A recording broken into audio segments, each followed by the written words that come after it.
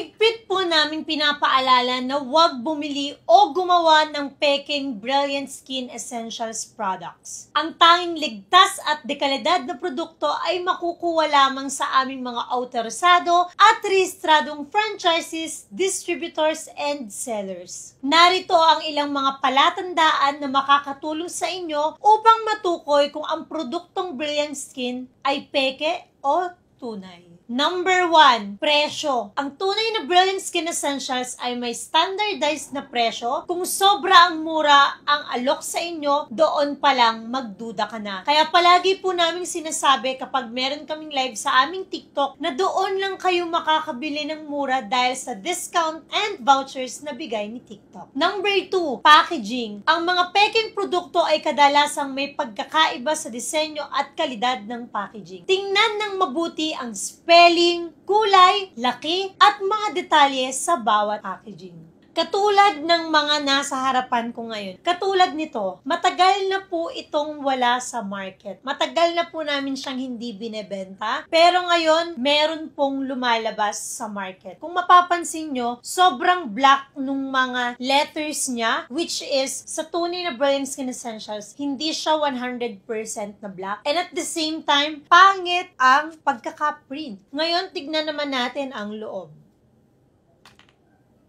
Naku, dito pa lang, parang amoy sabon. At hindi mo siya mablend ng maayos. See? So, ito po yung peke at ito na po ang bago nating sunscreen gel cream 13 grams. Pinakita ko sa inyo kanina ang texture ng peke. Ngayon, ipapakita ko naman sa inyo kung ano ang texture ng tunay.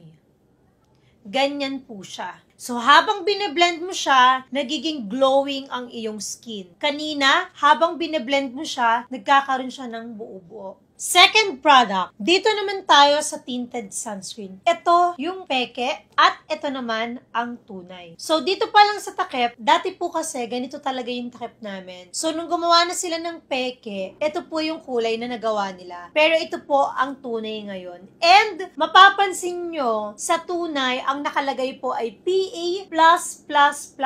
So, 4 po dapat yung plus. Sa peke, kung mapapansin nyo po, 3 lang po yung nakalagay na plus. Tignan nyo pong mabuti kung ano yung pinagkaiba. Tunay, peke. So, mapapansin nyo rin yung kulay.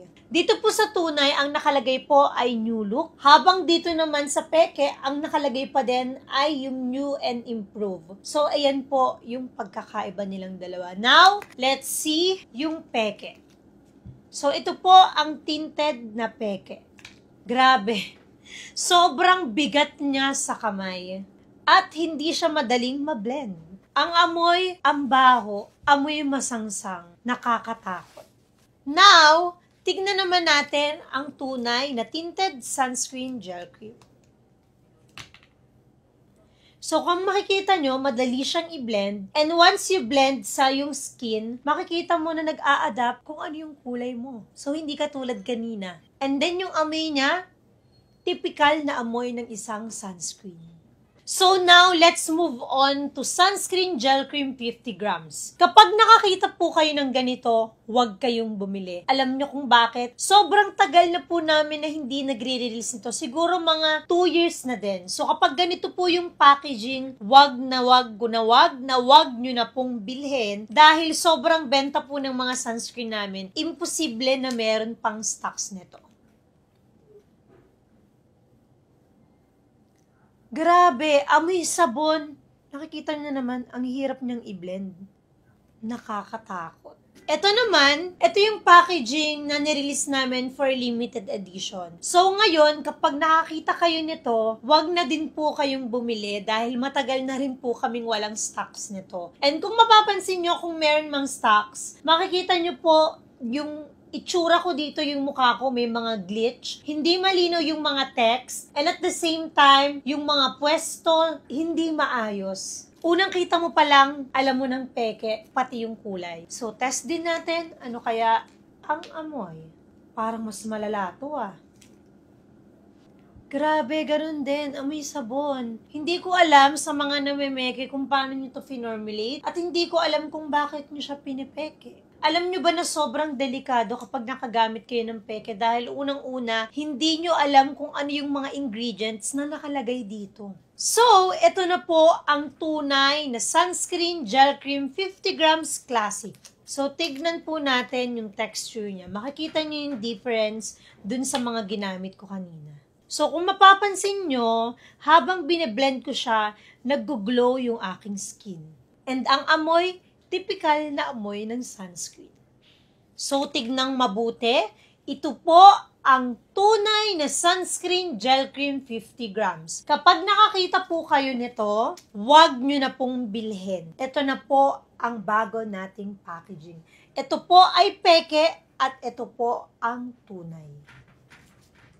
And last but not the least, the Brilliant Rejuve Set. Kapag nakakita po kayo nito, wag na kayong bibili nito dahil 3 taon na po yata na hindi ganito yung packaging namin. So, hindi ko na siya masyadong i-explain, titignan, or ite-test kasi as in nakakatakot. Ang galing nila ha, kasi merong seal yung sunscreen nila, pero para siyang pati.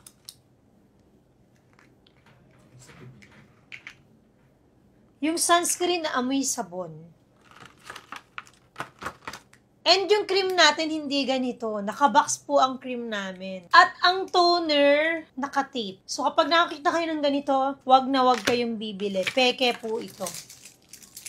Ang sabon, halatang peke.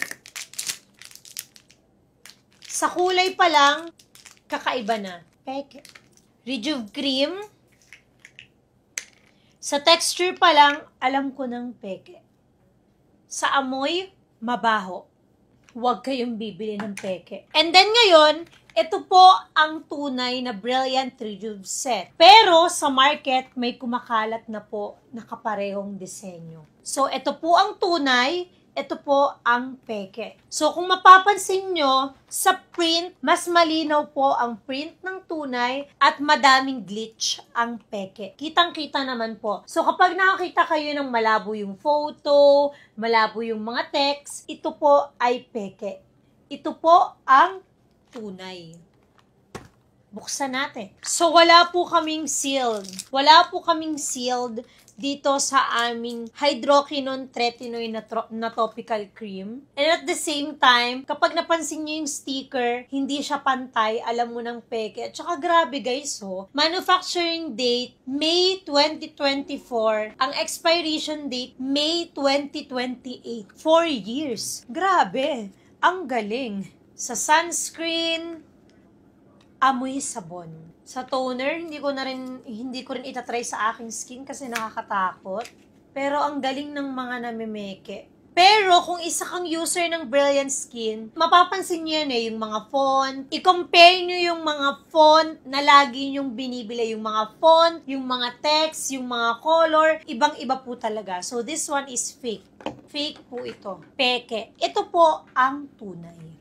So meron siyang lock. And at the same time, malinaw po lahat ng text. Ayan, sobrang malinaw po lahat ng text. Yung kanyang mga font, standard. Yung kanyang mga pwesto, standard. 2 years ang expiration. And at the same time, pag binuksan po natin yan, may mga information sa loob. Yung cream, makikita nyo na sobrang fine ng kanyang texture. Yung toner naman, tingnan nyo yung difference. This is the fake one, and this is the original one.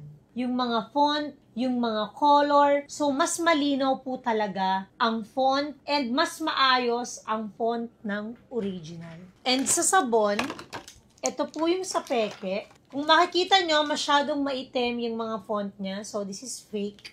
And ito po ang original. At pagbukas mo, sobrang bango. Amoy orange. So, ito po ang original. Makikita nyo, malilinaw yung text, maayos yung mga laman, hindi mabaho, hindi masangsang sa amoy. Yung mga peke, sunscreen pa lang alam mo ng fake. So mag-ingat po tayo at wag po nating tangkilikin ang mga peke. Wag po nating hayaan na maging biktima tayo ng panloloko. Lagi nyo pong titignan ang mga palatandaan upang makaiwas dito. Kaya't sa inyong bawat pagbili, siguraduhin na ito ay mula sa mga authorized franchises, distributors, and sellers ng Brilliant Skin Essentials.